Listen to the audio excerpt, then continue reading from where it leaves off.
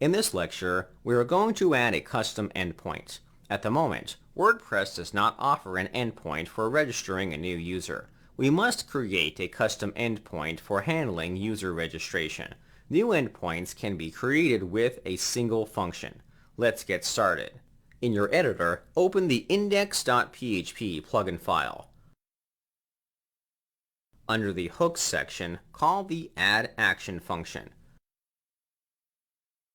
We are going to register a function for a hook called REST API init. The REST API init hook is triggered when a request is made to WordPress's REST API. At this point, we can register a new endpoint before WordPress sends a response. Let's set the function name to up_REST API init. Afterward, let's create a file to contain the function definition. Inside the includes directory, create a folder called REST API. We are going to be defining a few endpoints. Creating a directory dedicated to the REST API will keep our code base organized. Inside this folder, create a file called init.php. Define the up_REST API init function. The file does not need to be included. It's already included with the glob tool. The last step is to define a new endpoint. In the resource section of this lecture, I provide a link to a function called register REST route. This function will register a new route with the REST API. According to the description, we should not call this function before the REST API init hook. Luckily, we're using this hook for registering our route. This shouldn't be an issue. Let's scroll to the parameters section. According to the documentation, we must provide a namespace and a route. Let's try using this function. Head back to the PHP file. Inside our function, let's call the register REST route function. The first argument is the namespace. As we've learned, namespacing is a technique for preventing conflicts with other functions, variables, or classes. The up_REST API init function is an example. We are prefixing our functions with up. The REST API is no different. Other plugins may introduce new endpoints.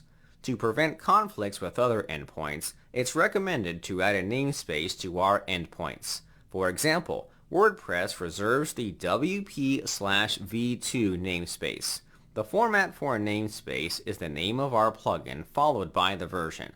Earlier, I mentioned that REST APIs are popular. It's common for REST APIs to evolve. Similar to plugins, we should add a version to help other developers identify the latest version. This is a fresh plugin. It's fair to say that we're on v1. Let's set the namespace argument to up/v1. Next, we must add the endpoint. Let's set the endpoint to /signup. These values will register a new endpoint. For example, let's say our site was hosted on a domain called example.com. The full URL would be the following: example.com/wp/json/up/v1/signup. The wp-json segment must be included with the path. It applies to core and custom endpoints. After registering a route, we must provide a function for handling the response. We can configure the route by passing in an array to the third argument. Inside this array, let's set a key called methods to post. We can configure the HTTP method with this key. The route we've created will register a new user. Hence, we are creating a new resource on our site. The post method is the most appropriate method for creating resources. Next, let's add a key called callback. This key will contain the name of function to run when the endpoint is visited. We are going to call our function up_REST API signup handler. There's one more key that we should add called permission callback. Security is very important. Custom endpoints must have this key.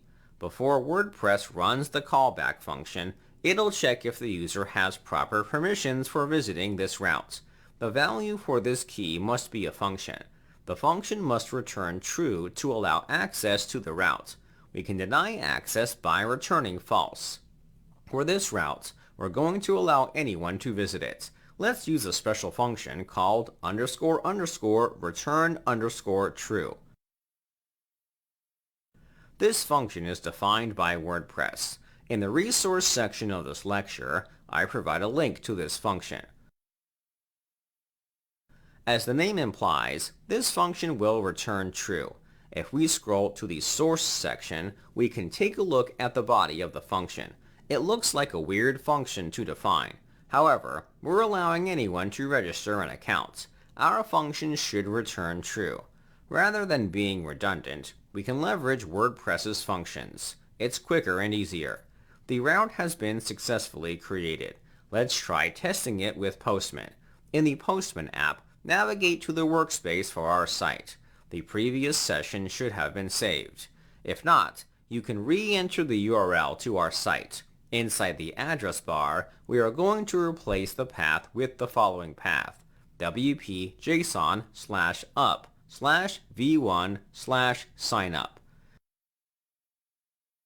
The new route will start with the namespace. Afterward, the endpoint is appended to the namespace. Let's update the method to post. Inside the Query Parameters section, remove any parameters. After doing so, let's send the request. After a few moments, WordPress should receive the request. The response from the server will be a 500 error code. A 500 error code is thrown when the server couldn't properly process the request.